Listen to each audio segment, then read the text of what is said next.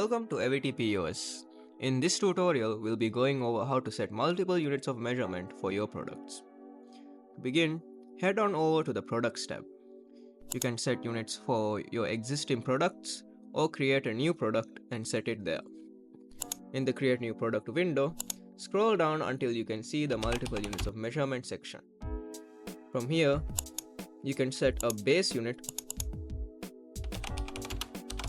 after which you can add any amount of units you wish. You will also have to add the conversion rate for that unit here. Once you're done, you can scroll down to set the pricing. Make sure that the price is set according to the base unit, as that is how it is calculated in Ewity. If you would like to set separate prices for each unit, enable override price for units. Now, you will be able to set a separate price for each unit. Once you have finished setting up your multiple units of measurement, create your product or update your existing product. Now you'll be able to receive your inventory with multiple units of measurements, as you can see here.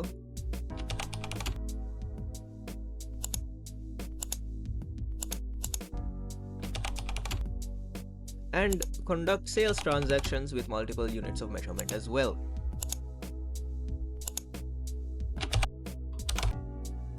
Thank you for watching, and thank you for using EwityPOS.